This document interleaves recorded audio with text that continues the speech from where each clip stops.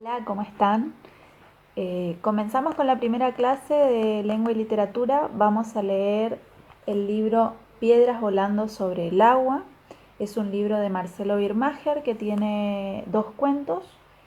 Eh, Le voy a presentar lo que es la portada, donde tienen el título, tienen el nombre del autor y además una imagen representativa de los cuentos. Luego tenemos el lomo, en el lomo también tenemos el nombre de la obra, además de nombre del autor, editorial y luego tenemos una pequeña sinopsis al final en la contratapa, donde también tenemos el título, tenemos el nombre del autor y una breve sinopsis de qué tratan ambos cuentos. Piedras volando sobre el agua es un libro compuesto por dos cuentos en los cuales un ingrediente mágico irrumpe en la realidad cotidiana. En el primero, Piedras volando sobre el agua, que es el que vamos a leer, un abuelo es el portador del elemento fantástico. Así que los invito a compartir conmigo el cuento Piedras volando sobre el agua.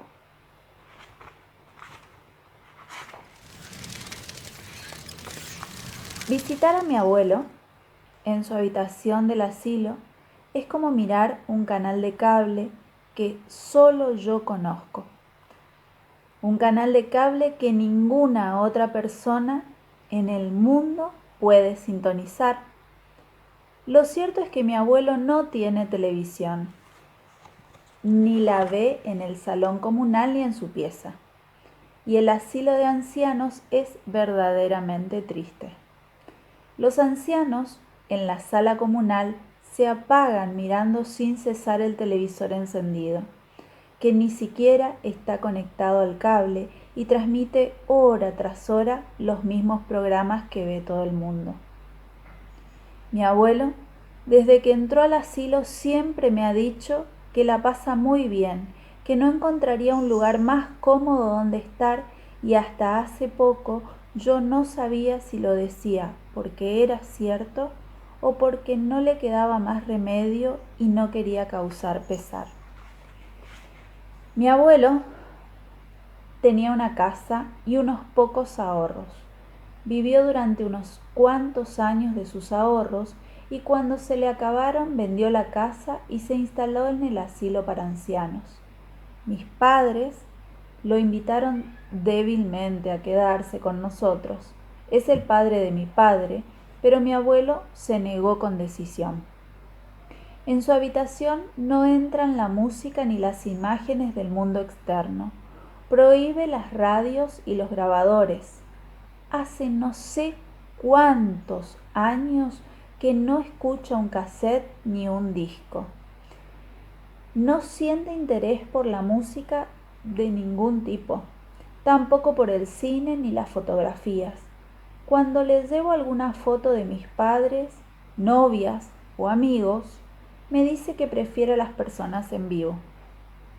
Tiene un par de libros en su cuarto, entre a la vista y escondidos, no más de media docena, y los lee y relee permanentemente. También le gusta mucho mirar el techo y hablar conmigo. A mí me gusta hablar con él. En su habitación guarda anécdotas y objetos mágicos. Anécdotas, muchas. Objetos mágicos, muy pocos, muy bien escondidos. En escasas ocasiones me muestra alguno y explica sus dones de los que yo desconfío. Recientemente me contó de la vez que vendió su nombre. ¿Cómo que vendiste tu nombre?, le pregunté.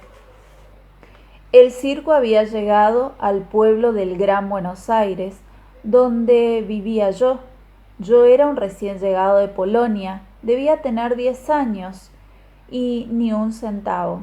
Ni en Polonia ni en Argentina había ido al circo jamás, y el orfanato no era un sitio que se pudiese llamar divertido. Estaba desesperado por ir al circo. Ese día nos dejaban salir al pueblo. Algunos consiguieron dinero mendigando y otros juntando moneda a moneda lo que les habían enviado los parientes. Yo no tenía ni suerte ni parientes. Llegué hasta el circo y me trepé a la reja, un alambrado gigante que rodeaba el circo para que nadie se pudiera colar. Desde allí arriba, imposible saltar con la altura y porque el tope era un alambre de púas. Podía ver a los artistas ensayando, el domador de elefantes dándoles de comer, un contorsionista anudado sobre sí mismo que gritaba: «A ver quién me desata, puedo mirarme frente a mí mismo», y la tienda del adivino que tenía su propia carpa a un costado de la carpa grande del circo.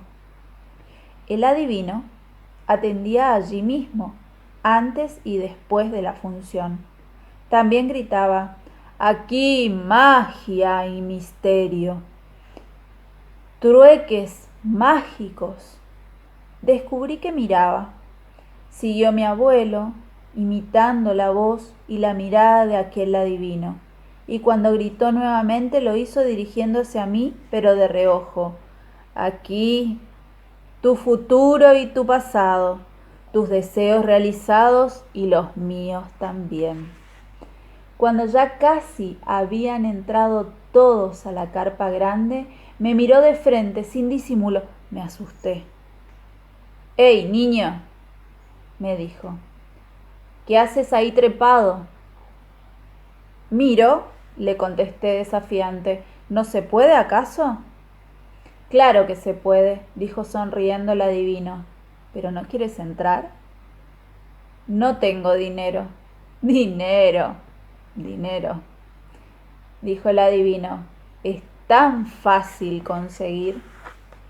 «¿Cómo?», le pregunté verdaderamente intrigado, porque al día de hoy nunca me ha resultado fácil conseguirlo. «Fíjate», me dijo. Se paró frente a mí e hizo un pase mágico.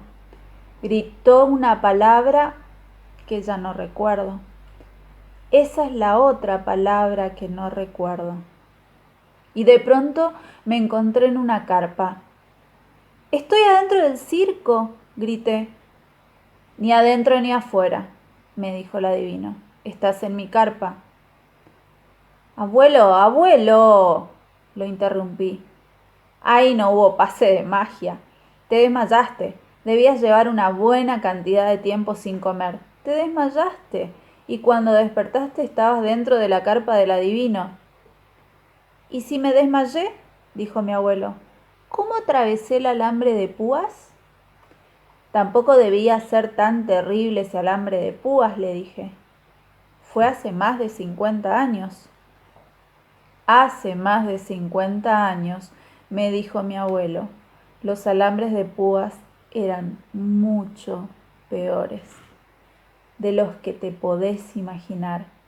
El asunto es que aparecí en la carpa del adivino.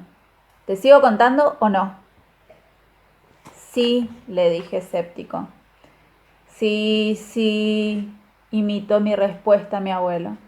«Sos un materialista igual que tu padre. Lo que no se puede comprar con dinero no existe.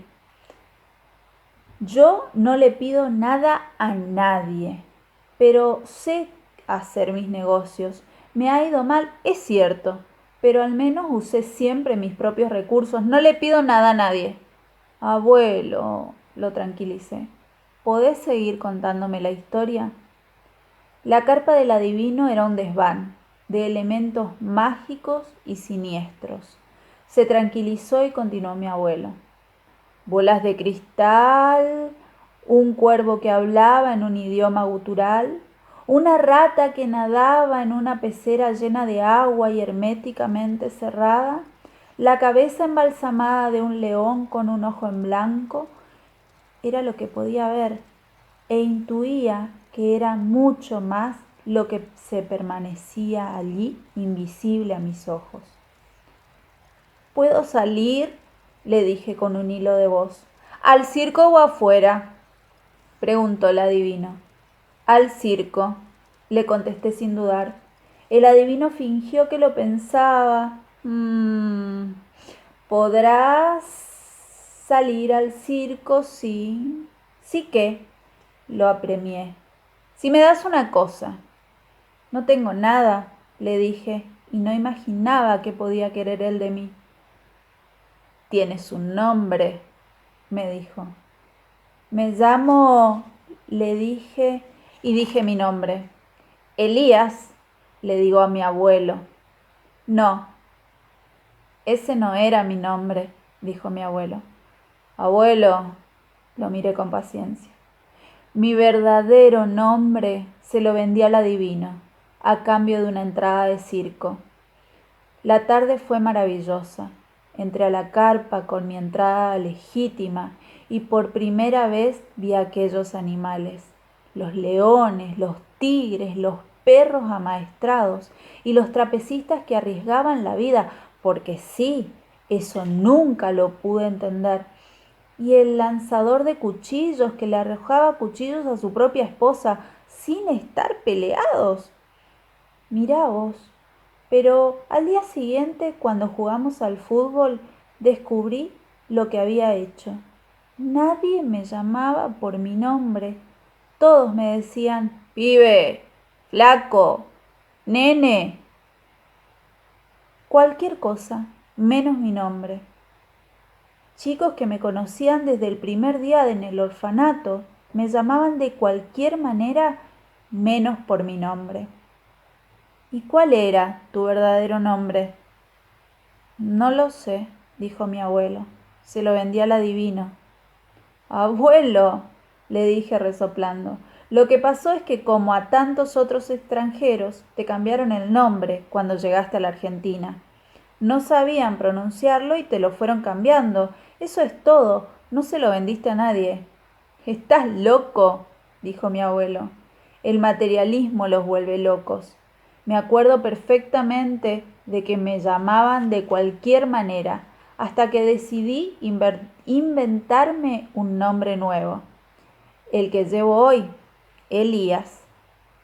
Pero es muy importante cuidar tu nombre, muy importante. Yo lo sé, no es lo mismo uno inventado. No sé de qué hablas, abuelo, le dije entonces. Entonces, hablemos de otra cosa. Cerró su absurda historia mi abuelo. El próximo capítulo, la próxima clase. Chao.